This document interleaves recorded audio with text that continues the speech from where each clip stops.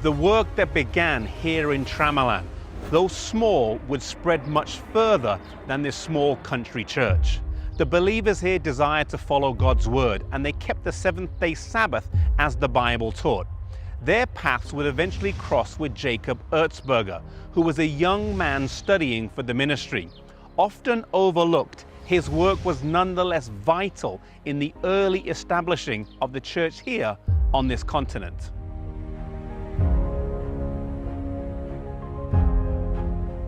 Born in 1843 in Celtisberg in Switzerland, he grew up in poverty. His father died while he was young, and his mother did her best to raise the 4 sons that she had. In 1864, he decided to go and study and train to be a minister at one of the seminaries in Basel. While he was studying there, he also worked in a nearby prison to support himself. And one of the prisoners there told him about a strange group of people in Tramalan who kept the Sabbath. Deciding to go there to teach them the correct day of worship, he himself, after he arrived, was convicted to keep the seventh-day Sabbath. He stayed on for a few weeks, studied a little bit more, and then was baptized in a nearby lake. In 1868, he decided to pastor a small group here in Tramalan.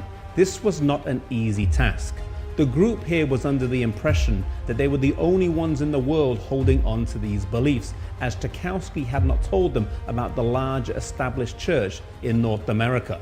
When they realized that they were part of a bigger church, they sent Erzberger over to Battle Creek to establish contact. Despite speaking no English, he bravely journeyed over and was received warmly into the home of James and Ellen White.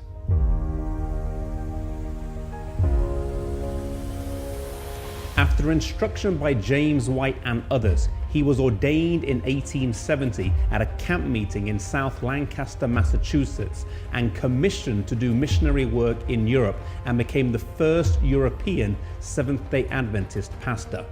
When J.N. Andrews arrived in Europe in 1874 as the first official missionary that the church sent out, he already had a dependable co-worker and guide in place.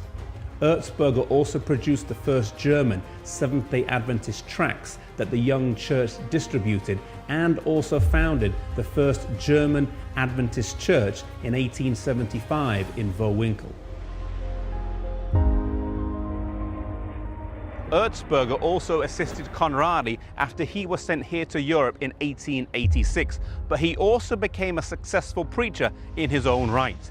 He held fruitful prophecy seminars in the various big cities such as Zurich, Basel, Bern, and Lausanne.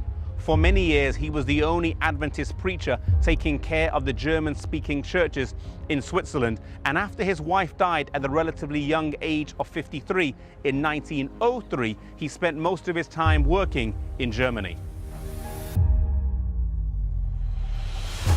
Finally, worn out by illness and the sacrificial lifestyle of being a pioneer missionary, he died in 1920. His colleague Conradi wrote about him after his death. Without seeking his own honor, he gave his utmost in seeking souls in the typical Swiss way, direct and to the point. Even as a senior worker, he was always willing to work under a younger man. He did not seek his own. He was no position seeker. Leading people to Jesus was for him the most important holy work.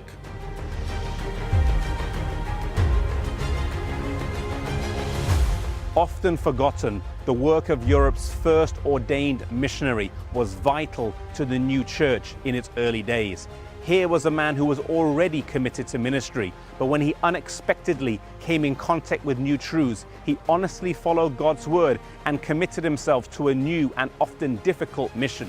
Today, God is looking for honest people, people who will see what God's word says and will adjust and change their lives accordingly.